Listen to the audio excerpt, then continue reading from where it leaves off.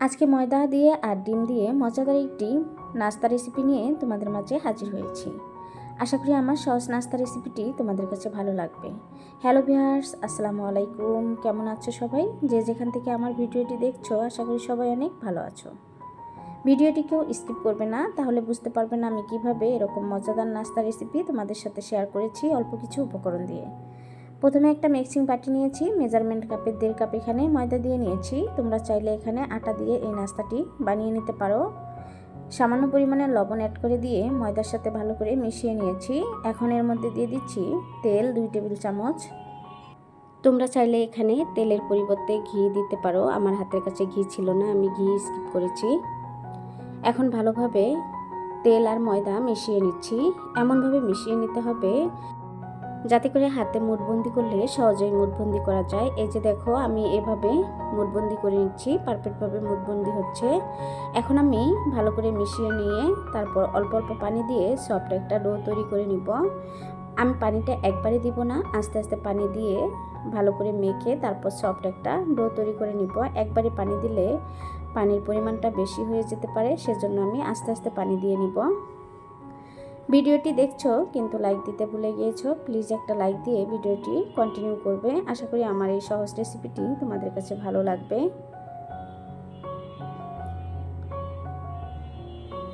আমি এই যে ডোটা করে নিয়েছি, এখন ঢাকনা দিয়ে ঢেকে এটা রেস্টে দিব 10 মিনিটের জন্য, এতে করে ডোটা অনেকটাই পারফেক্ট হবে। এখন চুলায় একটা টপার বসিয়ে পরিমাণ মতো তেল দিয়ে নিয়েছি। 1 টেবিল চামচ গোটা জিরা এর মধ্যে দিয়ে দিচ্ছি। এটা দিলে সুন্দর একটা ফ্লেভার আসবে আর খেতে ভালো লাগবে।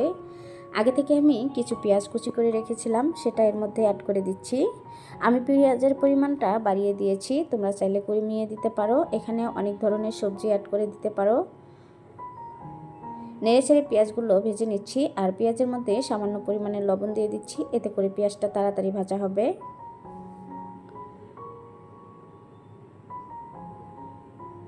এখন দিয়ে দিব এর মধ্যে কাঁচামরিচ কুচি। কাঁচামরিচগুলো পেঁয়াজের মধ্যে নেড়ে চেড়ে ভালো করে ভেজে নিচ্ছি।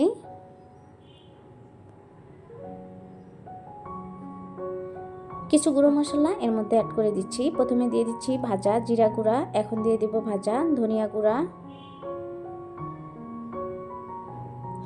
দিয়ে দিলাম সামান্য পরিমাণের লবণ। আমি এর মধ্যে বেশি মশলা দিব না, হলুদটা দিব না, হলুদটা আমি স্কিপ করেছি, তোমরা চাইলে দিয়ে নিতে পারো। দিয়ে দিব টমেটো সস। টমেটো সস দিলে খেতে ভীষণ টেস্টি হয়, আর টমেটো সস যদি হাতে কাছে না থাকে তাহলে তোমরা টমেটো দিয়ে নিতে পারো।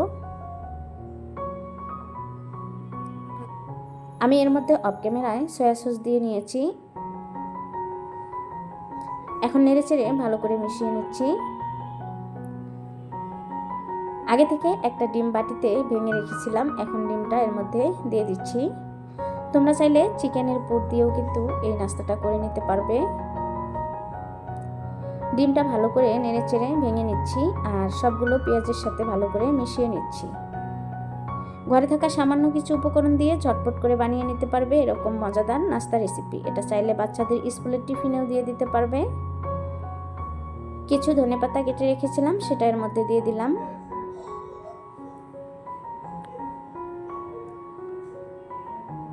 আমার পুরটা অলরেডি বানিয়ে নেওয়া শেষ। দেখো কতটা পারফেক্ট হয়েছে আর কালারটা কতটা সুন্দর হয়েছে। এখন আমি একটা প্লেটে নামিয়ে নিচ্ছি।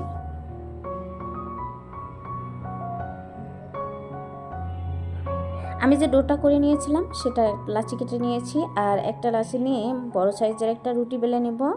আমি নাস্তাটা কিভাবে বানিয়ে নিচ্ছি ভিডিওটি দেখলেই আশা করি তোমরা বুঝতে পারবে।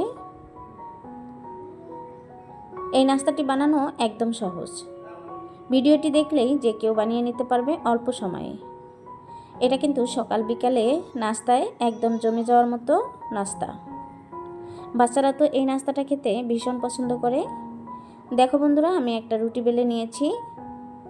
আমি যে পুরটা বানিয়ে নিয়েছিলাম সেটাই এর মধ্যে দিয়ে দিচ্ছি আর একটু লম্বা লম্বি করে দিয়ে নিচ্ছি। আর নাস্তার শেপটা আমি কিভাবে বানিয়ে নিব সেটা তো তোমরা দেখেই বুঝতে পারবে।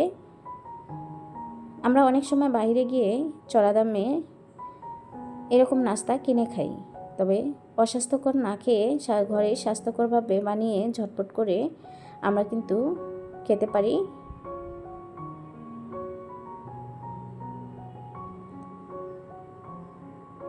একদম সহজ আর পারফেক্ট একটি নাস্তা রেসিপি তোমাদের সাথে শেয়ার করলাম। রেসিপিটি কেমন লেগেছে অবশ্যই কমেন্টের মাধ্যমে জানাবে। একটা আমি বানিয়ে নিয়েছি, একইভাবে আরেকটাও আমি বানিয়ে নিচ্ছি।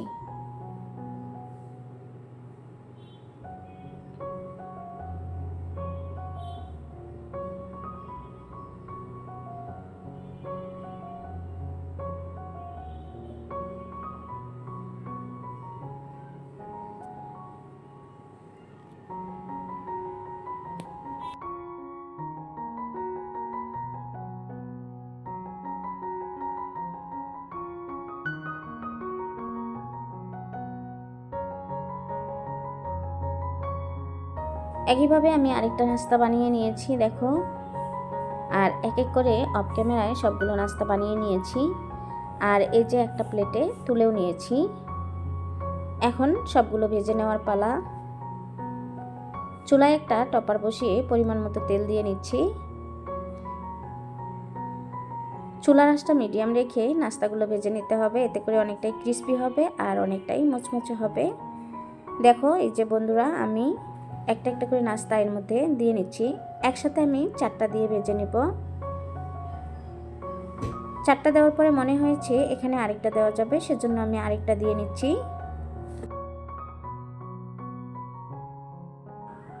এক পাশে হয়ে গিয়েছে, এখন উল্টিয়ে দিচ্ছি।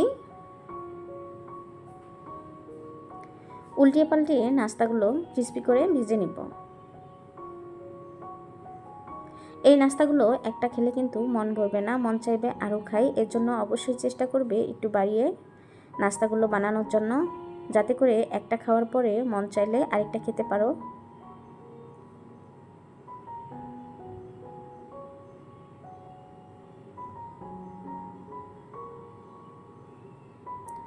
কালারটা চেঞ্জ করে আমি ভালো করে ভেজে নিচ্ছি মুচমুচে করে।